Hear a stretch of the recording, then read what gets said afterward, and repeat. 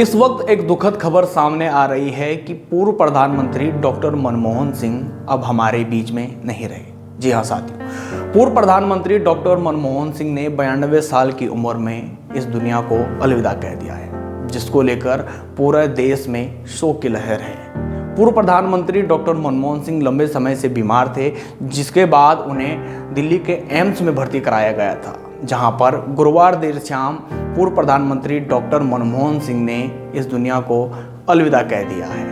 पूर्व प्रधानमंत्री डॉक्टर मनमोहन सिंह के निधन पर तमाम नेताओं ने शोक व्यक्त किया है। प्रधानमंत्री नरेंद्र मोदी ने भी सोशल मीडिया पर एक भावुक पोस्ट लिखते हुए पूर्व प्रधानमंत्री डॉक्टर मनमोहन सिंह को श्रद्धांजलि अर्पित की है। इसके अलावा प्रधानमंत्री नरेंद्र मोदी ने उन दिनों को भी याद किया जब पूर्व प्रधानमंत्री डॉक्टर मनमोहन सिंह देश के प्रधानमंत्री थे और प्रधानमंत्री नरेंद्र मोदी गुजरात के मुख्यमंत्री थे।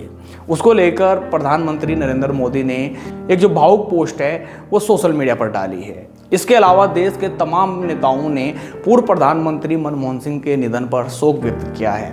बताया जा रहा है कि कांग्रेस नेता मल्लिकार्जुन खड़गे, राहुल गांधी, प्रियंका गांधी और सोनिया गांधी समेत तमाम जो नेता हैं वो एम्स पहुंच चुके हैं। और सिंह जी का निधन देश के लिए केवल एक क्षति ही नहीं मगर एक कोलोसल ट्रेजेडी है।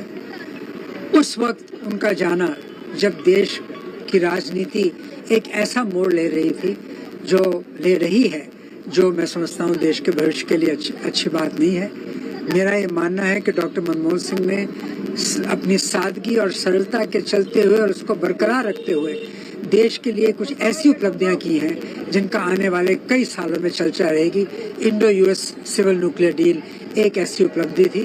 राइट टू इंफॉर्मेशन और जो फूड सिक्योरिटी एक्ट है, ये बहुत बड़ी उपलब्धियां हैं जिनकी आज अगर पूरी तरह पहचान नहीं है तो आने वाले सालों में होगी। मैं उनके साथ बहुत घूमी और उनकी जो सबसे बड़ी जो जिसे कहें हम सादगी, वो तो रुला देने वाली थी दिल को कि ऐसे भी इतने महान लोग और इस तरह की सादगी प्रिय, इतने बुद्धिमान, इतने कुशल, कौन कौन सा मंत्रालय बड़े से बड़ा उन्होंने नहीं निभाया और सबसे बड़ा प्रधानमंत्री का पद। तो ये एक बहुत दुख की घटना है और मेरे को लगता है कि ऐसा जो चरित्र है वो अनुकरणीय है और सदा इतिहास याद रखेगा। और खुद भी पर्सनल लेवल पे भी बहुत लॉस है। मुझे बहुत खुशकिस्मती थी कि मैं उनके साथ कुछ कदम घूमी, हमारे क्षेत्र से लड़े थे, कुछ गांवों में घूमे, कुछ बस्तियों में घूमे। बहुत बहुत बहुत नेक और गंभीर और कुशल और शिक्षित और कोई जितना भी कहे सो कम।